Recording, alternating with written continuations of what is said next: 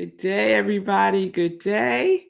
Welcome to Morning Sip with Rev Melissa. I am Rev Melissa, and this is Morning Sip. SIP stands for Spirit in Practice, where we practice because practice makes progress. And we're all about that progress life. Yes, we are. Yes, we are. So, welcome to the show. I am so happy to be with you all today, Pamela. I hope you are doing well. We are live today on Facebook, YouTube, Instagram, and streaming on New Thought Media Network. So we started a new series yesterday, and the title's a little long, but I think I want to stick with it because it is self-explanatory in a way that is directive. If I had my life to live over, if I had my life to live over. And so yesterday I shared a poem by that name written by Nadine Starr, and it's all about what she would do if she had her life to do over again, to live over again. One of the things that she said, I'll share a couple. I'm not going to read the whole poem again. You can check out the replay. I dare to make more mistakes next time. I'll relax. I would limber up. I would take more chances. I would make more trips. I would perhaps have more actual problems than I would have fewer imaginary ones. One after another, instead of living so many years ahead of each day, she would live her life today. She says, if I had my life to live over, I would start barefoot earlier in the spring and stay that way later in the fall. If I had it to do again, I would travel lighter next time. Her last line in the poem is, I would pick more daisies. So if you had your life to live over, is there anything that you would do differently?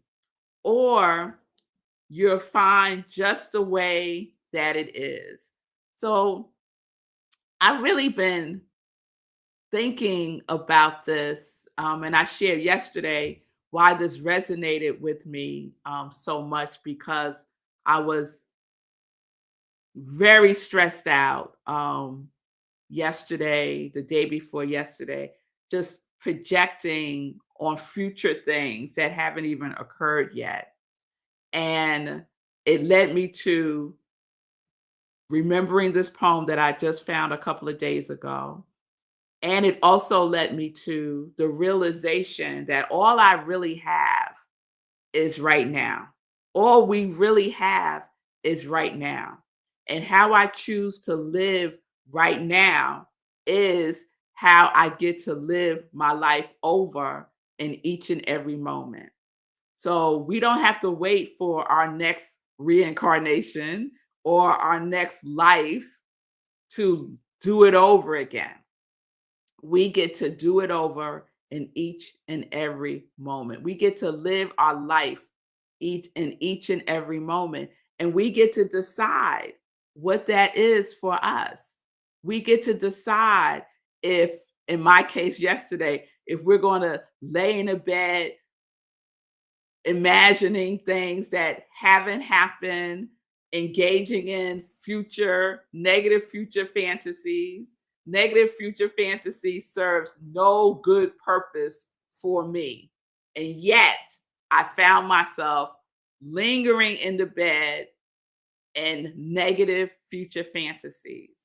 And so I had a choice. I could stay there wallowing in it, or I could get up, and I know what works for me. It's important to know what works for us. What works for me may not work for you, right?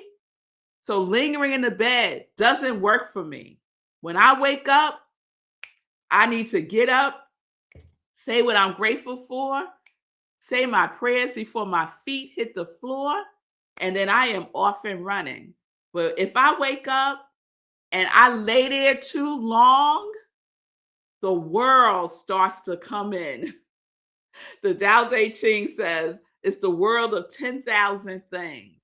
And it just starts to rush in, rush in, rush in. And it becomes challenging for me to navigate, to swim through all of that. It feels like I'm swimming against a current. So for me, if I had my life to live over, I would choose in those moments when I'm lingering in the negativity in my next breath, because that's when I get to live my life over. And each and every breath that I take is new. There is no repeats of our breath. Every breath is a new breath. So I get to choose. I get to choose. If I had my life to live over, which I do, each and every breath that I take, I choose what is most beneficial for me. So let me check in and then we'll go on. And I'm going to share another perspective about this. So Fee King says, I love this series. It really got me thinking. I don't know that I would be me if I even think about doing it differently. I am becoming the woman who is going for more of life, dancing, moving, saying, going, experiencing, saying yes more. This life has been good to and for me. Amen, Fee. Amen to that. This life has been good for me as well. Even in the ups and even in the downs, even in the challenges, even in the disappointments, even in the frustrations, and all of it, even in the joys, even in the magnificence and all the things. It's been good for me. And what I'm learning, continuing to learn, is that when I'm in those moments of frustration, disappointment, anger, fear, all of that, I allow myself to feel it, but I don't wallow. Don't wallow in it. I allow myself to feel it, and then I become conscious that I have a choice, that I have a choice right here and right now. I have a choice. I was thinking about this, just came to my mind. Aria, I have twin girls. They're graduating from high school. They'll be off to college in August. And so it's a lot of activity going on in the Nobles household. And there's a lot of activity going on with my girls as they wrap up their high school life. And so recently, Aria was very frustrated because they have something called Senior Skip Day. Now, they didn't have this when I was in high school, but there's this thing called Senior Skip Day where the school co-signs on the seniors skipping out on school, and they go and they do some activity together. So it's not organized by the school, it's organized by the students. And so they have a senior committee, which Aria doesn't serve on, and they have a group text with all the seniors in this group text. And so the senior trip, the senior skip day is today, was scheduled for today, and they were all going to go to Coney Island. Over the weekend, the senior committee decided to change senior skip day to another day. And this created a domino effect for other activity that was planned for the week, and also for activity that Aria had planned for herself personally to prepare for prom, which is on Friday. Now, y'all, I was not planning on going into all this, but I hope I come to the point. So on Monday, Aria was so upset that senior skip day was being changed from Wednesday to another day because it messed up her plans for today, because she wasn't participating in senior skip day. She planned on getting her nails done today and doing things to prepare for prom because she's like, I ain't going to Coney Island. Fine. So she's fussing, she's complaining, she is like so upset. So she's telling me about it, she's telling her father about it, she's telling her sister about it, she's telling everybody that will listen to her about it, right? She's so upset that this got changed and is now could potentially mess up her plans. And she was wallowing in this, right? So we know a lot of this is teenage stuff, right? But she was wallowing in it. So at some point, I said to her, listen, is there anything in this that you can change? Can you change the fact that senior skip day got changed from Wednesday to another day? Can you do anything about that? So she said, yeah, I'm going to call everybody and tell them to make a fuss about it and then we could see. Okay. So you want to use your energy doing that. So she thought about it. She was like, no, not really. I said, okay. So what in this can you actually change? So she sat there and she gave me that look and she goes, okay, mommy, I know what you want me to say. You want me to say I could change how I'm responding to this. I said, ding, ding, ding, ding, ding. Yes, yes.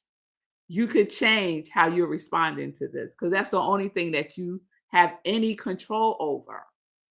And like me, yesterday, I could stay in the bed wallowing and creating negative future fantasies, or I could choose to respond in a different way to the stress that I was feeling.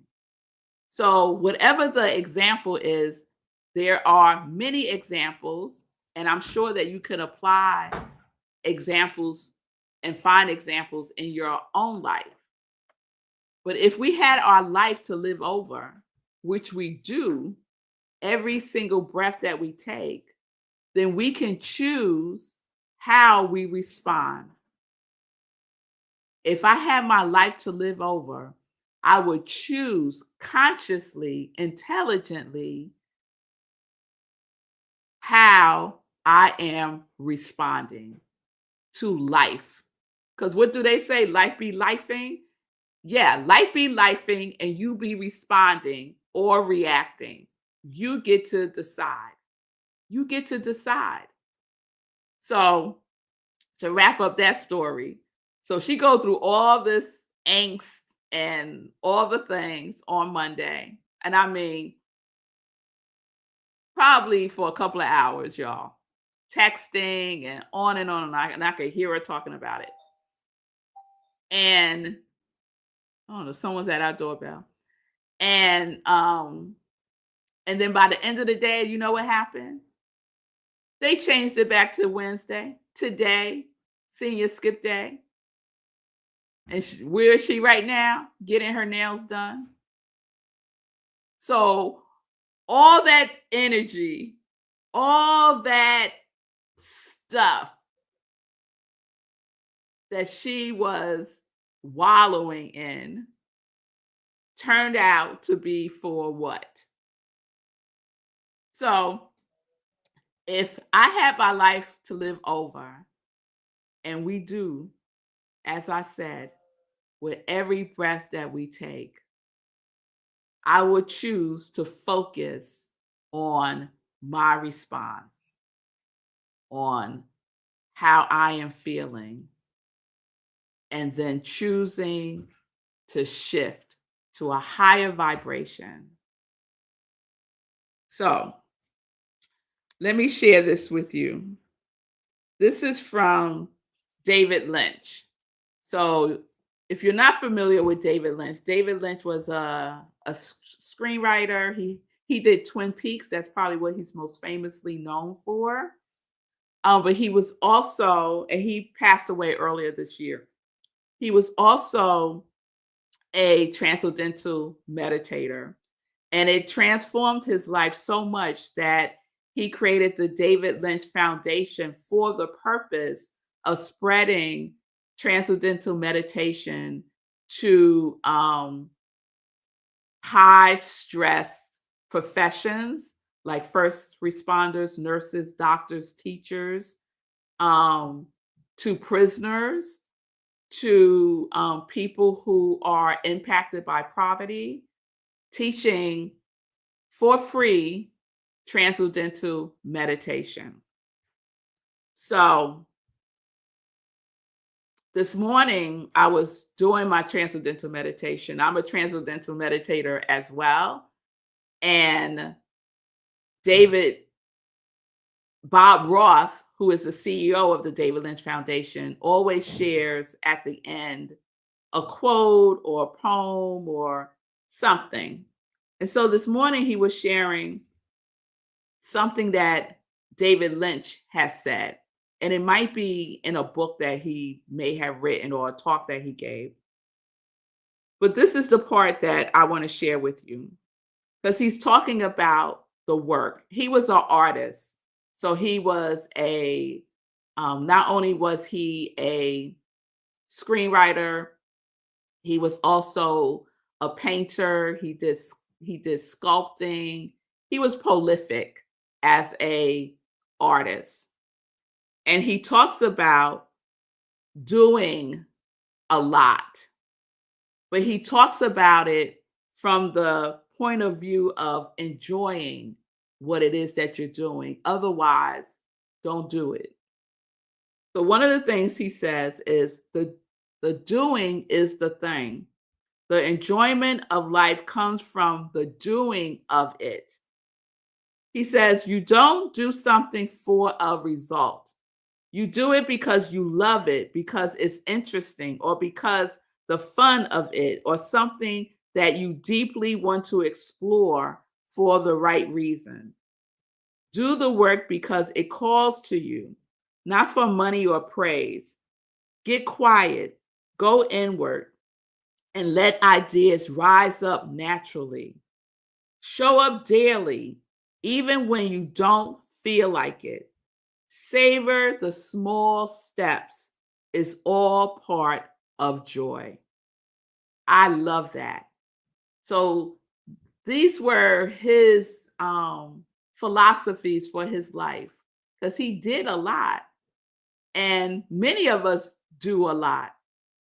But in the doing of it, if we had to live our life over, would we do it differently? Will we do more of the things that we love, more of the things that bring us joy? Will we do more of the things that we are just interested or fascinated or curious about? Guess what? You could do that now. If you had your life to live over, you could do the things that bring you joy, that bring you peace. So his 4 points, and I'll share them again, is 1, do the work because it calls for you, not for money or praise. So what is your why, right? What is your intention in doing the doing? 2, get quiet, go inward, and let ideas rise up naturally. It all comes from within. The authenticity comes from within. The creativity comes from within. So get quiet with yourself, with your higher power. Get quiet and go within and see what's percolating. See what ideas are seeking to be expressed in your doingness. 3, show up daily, even when you don't feel like it. Oh, we talk about this so much. Even when you don't feel like it. Many things that I do, I don't necessarily feel like doing. I don't feel like going to the gym all the time. I don't feel like going to bed earlier all the time, but we do it. We show up for ourselves. We show up for ourselves every day, even when we don't feel like it, because we know it's for our good. And then the last one, savor the small steps.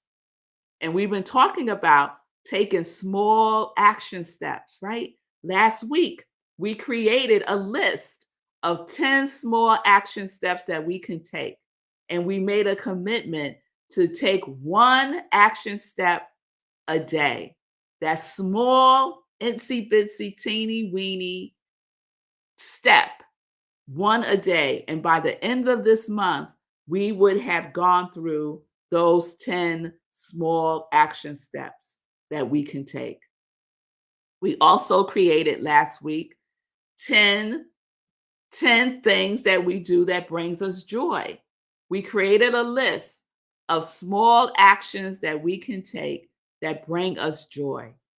And the invitation was to pick one a week, just one a week, and to do it. And so it's in that doing, this type of doing. I'm not talking about the busyness of doing. I'm talking about the presence of doing, the spirit of doing, that high vibration of doing, when we are doing the things that are in alignment with our passion and our purpose and our plan. How much time do you dedicate in the course of 24 hours in a day to doing the things that are in alignment with your passion, your purpose, and your plan? So if I have my life to live over, which I do with every breath that I take, I will assure that the things that I am doing are in alignment with my passion, my purpose, and my plan. If not, then why am I doing it is a question that I would need to answer for myself. Because it could be a responsibility that I have, right? Because we want to be responsible as well for our life. So sometimes there's things that I do that I don't necessarily jump up and down about, but I know that it needs to get done so that it creates the space that I need to do the things that bring me joy, that are in alignment with my passion, my purpose, and my plan. So if you had your life to live over, which you do with every breath that you take, what would you do? What is your doing that you are doing that is in alignment with your passion, your purpose, and your plan? All right. All right. So let me check in and then we'll get into some joy news. All right. All right. Yes, Shay, we are in the the last couple of days. We are on countdown. We are. Yes. Thank you, Fee. Take up time. I'm loving this high school life. Girl. Yes, I'm getting into overtime with the parenting right now. Good day, Linda. Shay is sharing. I remember that story. Next time I'm all ruffled. I trust God. Thank you. Everything is working together for my good. Amen. Amen. I also remember what a real problem is when I think of my brothers and sisters fighting for their lives in other parts of the world. Yes, Shay, say that again. What are the real problems, y'all? What are the real problems? Linda said, when I craft my perspective, it becomes my world. Conscious living feeds my thriving in and of my world. Yes. When we shift, when we make those shifts in our perspective, everything changes by being kind to ourselves, Wayne. Yes. And we can take those 10 small action steps. We could do those things in our lives that bring us joy. Just one day a week. And love is the creative force of the world. Yes, it is, Wayne. Yes, it is. So I think you got what I'm saying. I want to shout out the spirit of David Lynch and for the mission of the David Lynch Foundation, because transcendental meditation is one of the things that I get to do that I love. So transcendental meditation brings me joy, and it is in alignment with my passion, my purpose, and my plan. So let's get into some joy news because it is Wednesday, and Wednesday is our community cafe. And we are in a special community cafe for May and June with a book study with Sekou Rice, the author of Hack Your Pain Now. We are going through the commandments, which are a emergency survival guide that Sekou has created, and we are living it. We're not just reading the book, we are living the commandments, and we get to share how each of these commandments are resonating and how we are using them in our lives. So please join us tonight, 7 p.m. Eastern Time. It's not too late. You can catch up. Each commandment is a couple of pages. We are doing commandments 4 and 5 tonight. You can still purchase the book by going to Amazon. It is available in paperback, ebook, and audio. So please join us tonight. And it is a love offering to Sekou Rice, the author. So we want to bless him for the gift that he has given to us. So that is tonight. I also want to remind everyone that Fee King is blessing Rockland CSL with a 5-day, 35-minute-a-day fitness fundraiser challenge for just $25. You can still participate, I believe. Go to Fee King. You can follow her on Facebook. And I'm going to put up her website so you can see that. It's fee-king.com.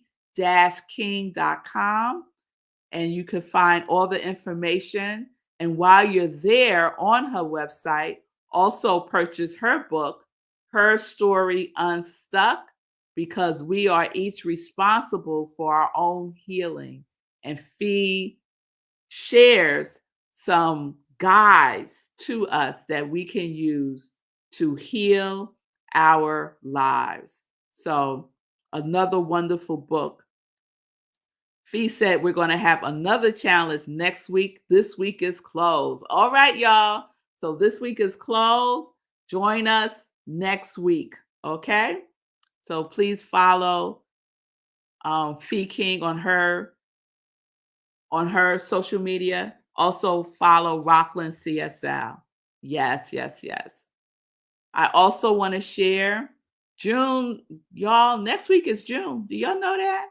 Yes, it is. And so we are doing our last group spiritual life coaching for the summer. Starting June 3rd, we're doing 4 intensive weeks in June for our book study, for our group spiritual life coaching with me. I have 3 slots available. So if you are interested, please let me know and I will add you to the list. And it's all about what I talk about in SIP. Specifically, we're focusing on our passion, our purpose, and our plan. It's time to re-engage, to reactivate, to remember what we are doing is for a purpose. So tune in with me and go on this group spiritual life coaching journey with me. Starting on June 3rd, it's every Tuesday, 7 p.m. Eastern Time. And the cost is $150. You can send me a direct message on Instagram, Facebook, and let me know if you are participating or not. Thank you, Fee. Yes, the doors to your spiritual awakening is now open. Yes, invest where you are. Yes, yes, yes. And don't let money get in the way. So let's have a conversation if money is an issue, because everything is resolvable. All right. All right. So I think that's all the joy news I'll share today. We will continue our If I Had My Life to Live Over series tomorrow. I hope that you're taking in what I'm sharing with you and applying it and using it and doing the things that bring you joy. Doing the things that bring you joy. So peace and blessings, everybody. Peace and justice. We are living life in joy. connected to our yes.